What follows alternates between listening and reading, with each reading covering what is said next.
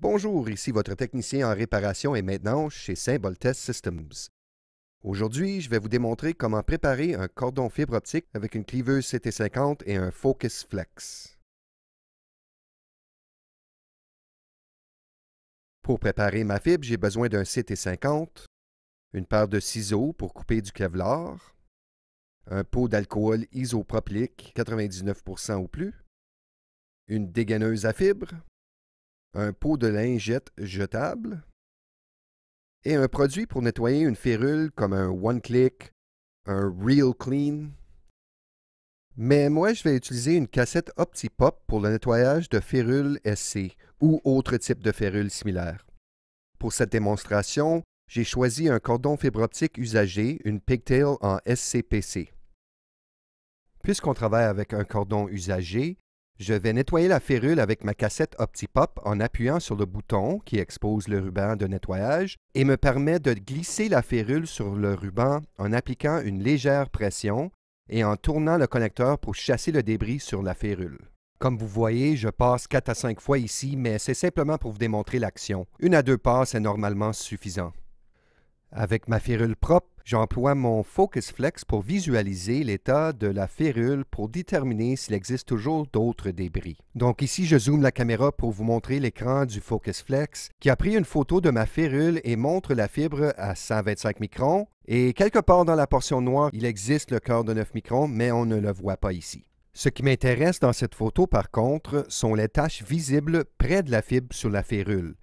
Ceci démontre que je pourrais toujours nettoyer ma férule une deuxième fois en espérant de chasser tout autre débris. Mais ici, dans mon cas, je vois des rayures sur la férule, une en particulier qui semble pénétrer la fibre, ce qui m'indique que cette férule est endommagée et ne devrait pas être utilisée.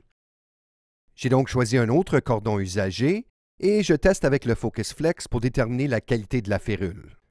J'en profite pour signaler que tous les produits que vous voyez dans la vidéo sont disponibles chez Symbol Test Systems. Cette autre férule usagée semble toujours malpropre, mais je ne vois pas de rayures, donc je nettoie une deuxième fois. Cette fois-ci, je trempe la pointe de la férule dans mon alcool, frotte, et mon résultat final est bon, donc je continue ma préparation.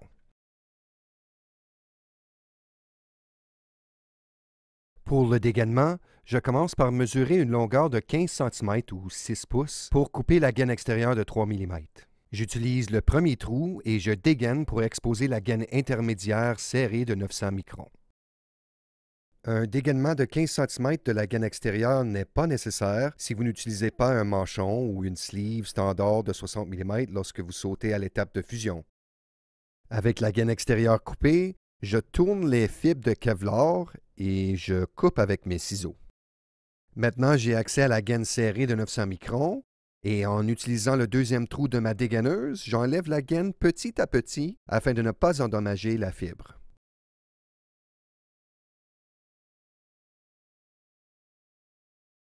Enfin, avec le plus petit trou, j'enlève la gaine protectrice de 250 microns afin d'exposer le clad sur ma fibre. Pour nettoyer, je me sers de lingette jetable. Je plie ma lingette en deux pour faciliter la tâche d'essuyer la fibre optique et je trempe légèrement avec de l'alcool. Avec la lingette humectée, j'essuie la fibre avec 2 ou 3 passes. À ce point, il ne faut pas toucher la fibre exposée avec les doigts et donc vous manipulez seulement la gaine de la fibre. Maintenant, je place la gaine de 900 microns dans la rainure et je ferme la clampe pour tenir la fibre en place. Ici, je mesure avec la petite règle et je place le bout de la gaine intermédiaire de 900 microns à 12 mm.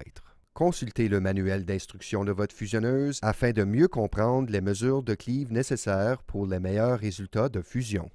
Ici, je remarque par contre que ma fibre est courbée et ne touche pas au tampon en caoutchouc. Je dois donc tourner la fibre jusqu'à ce que la fibre touche le caoutchouc. Une fois ma fibre placée, j'appuie sur le levier de coupe et ma fibre est maintenant prête pour la fusionneuse. Encore une fois, ici votre technicien en réparation et maintenance chez Symbol Test Systems qui vous souhaite une excellente journée de travail.